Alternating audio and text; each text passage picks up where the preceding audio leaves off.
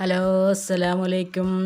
അപ്പോൾ നമുക്ക് അധികം ചേരുവകളൊന്നും ഇല്ലാതെ കുറച്ച് ചേരുവകൾ മാത്രം ഉപയോഗിച്ചിട്ട് മീൻകറി, കുറുകിയ മീൻകറി എങ്ങനെ ഉണ്ടാക്കുക എന്നുള്ളത് നോക്കി നോക്കാം. അപ്പോൾ നമ്മൾ അടുപ്പത്തേക്ക് ചട്ടി വെച്ചിട്ട് ഒന്ന് ചൂടായതിന് ശേഷം ഒന്ന് എണ്ണ ഒഴിക്കുക. എണ്ണ ഒഴിച്ചിട്ട് 2 മണി ഉലുവ ഇതിലേക്ക് ഇടണം കേട്ടോ. ആ ക്ലിപ്പ് എൻ്റെ കയ്യിൽ നിന്ന് പോയി. അപ്പോൾ ആ ഉലുവ 2 മണി ഉലുവ പൊട്ടാനുള്ള ഇട്ടതിന് ശേഷം നമുക്കതിലേക്ക് ചെറിയ ഉള്ളി ഇടാം. ഞാൻ കുറച്ച് കൂടുതൽ ചെറിയ ഉള്ളി ഞാൻ തൊലിച്ചിട്ടുണ്ട്. നമ്മളതൊന്ന് വൃത്തിയാക്കിയതിന് കഴുകിയതിന് ശേഷം നേരെ അതിലേക്ക് ഇട്ടിരിക്കണം. ചതച്ചിട്ടൊന്നുമില്ല.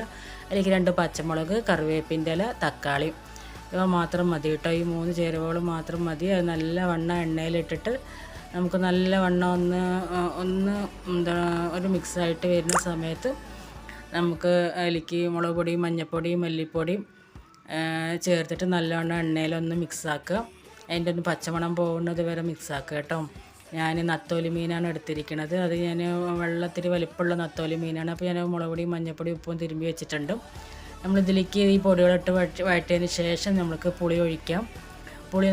വളംപുളി നമുക്ക് ഒരു വലിപ്പത്തിലേക്ക് ആവശ്യത്തിന് വേണ്ടത് മാത്രം എടുത്തിട്ട് നമ്മളത് പുളി നല്ലവണ്ണം ഒഴിച്ചിട്ട് നമ്മൾ തിളപ്പിക്കാൻ വേണ്ടി വെക്കണം കേട്ടോ. നല്ല ഉപ്പിട്ടിന് തിളച്ചതിന് ശേഷം ഒന്ന് ചാറ് കുറുകി വരുമ്പോൾ നമ്മൾ മുളക് തിരുമ്പി വെച്ച് മീൻ ഞാനിതിലേക്ക് ഇടുന്നുണ്ട്. എന്നിട്ട് നല്ലവണ്ണം ഒന്ന് തിളപ്പിക്കുക. അത്രേ ആവശ്യമുള്ളൂ. നമുക്ക് നല്ല ചാറോട് കൂടി നല്ല കുറുകിയ ഒരു മീൻകറി തയ്യാറായിട്ടുണ്ട്. അപ്പോൾ എല്ലാവരും ഒന്ന് ഉണ്ടാക്കി നോക്കി നോക്കുക. സബ്സ്ക്രൈബ് ചെയ്യുക. Thank you for watching.